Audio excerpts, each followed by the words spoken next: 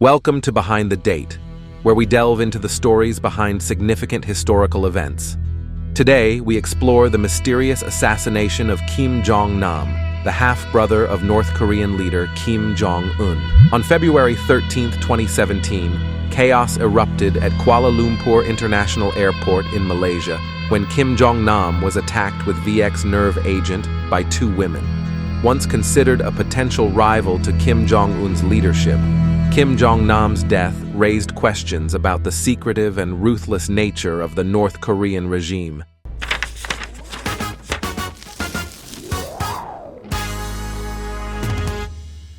Join us as we uncover the shocking details of this attack and its geopolitical implications.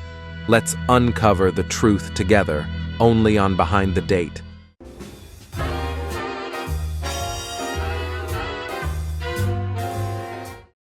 Kim Jong-nam was the eldest son of former North Korean leader Kim Jong-il and the half-brother of current North Korean leader Kim Jong-un.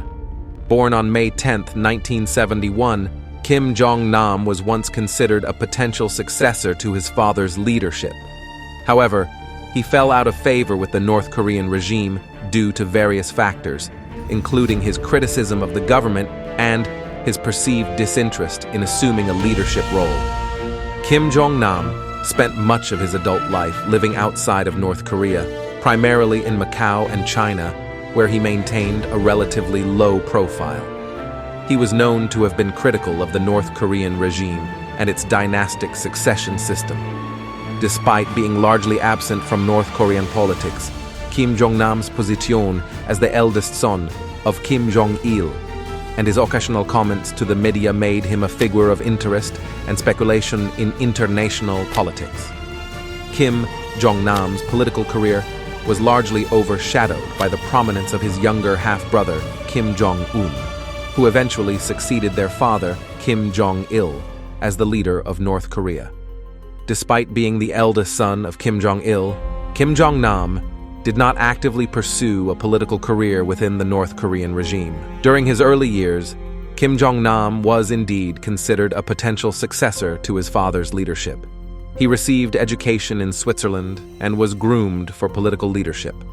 However, his prospects for leadership diminished over time due to a variety of factors, including his criticism of the North Korean government and his lifestyle choices, which were seen as incompatible with the strict image expected of a North Korean leader. Instead of actively participating in North Korea politics, Kim Jong-nam largely lived outside of the country, primarily in Macau and China. He maintained a low profile and was known to travel frequently. Despite his absence from the political scene in North Korea, Kim Jong-nam's occasional comments to the media and his criticism of the regime's policies and leadership made him a figure of interest and speculation in international politics.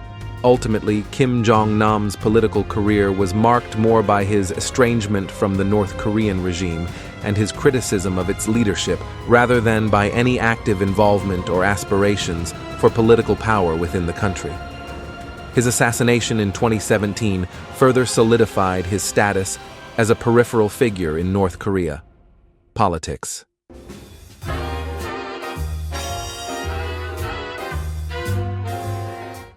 The assassination of Kim Jong-nam, the half-brother of North Korean leader Kim Jong-un, was a carefully orchestrated and highly publicized attack that took place on February 13, 2017, at Kuala Lumpur International Airport in Malaysia.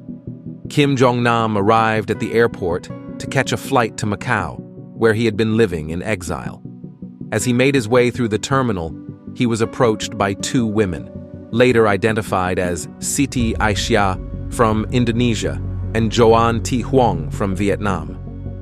The two women were captured on airport surveillance cameras approaching Kim Jong-nam from behind. One of the women, Joan Thi Huong, was seen covering his face with a cloth soaked in VX nerve agent, a deadly chemical weapon classified as a weapon of mass destruction. Kim Jong-nam quickly fell ill and sought assistance from airport staff. Airport staff rushed Kim Jong-nam to a nearby clinic within the airport, but his condition rapidly deteriorated. He was then transferred to a hospital for emergency treatment, but efforts to save him were unsuccessful, and he was pronounced dead shortly afterward. The assassination is widely believed to have been orchestrated by North Korean agents, possibly with the approval or knowledge of Kim Jong-un. Kim Jong-nam's criticism of the North Korean regime and his perceived threat as a potential rival to Kim Jong-un's leadership are speculated to be motives behind the attack. Following the assassination, an international investigation ensued, leading to the arrest and prosecution of multiple suspects, including the 2 women who carried out the attack. Both women claimed they were duped into believing they were participating in a prank for a reality TV show.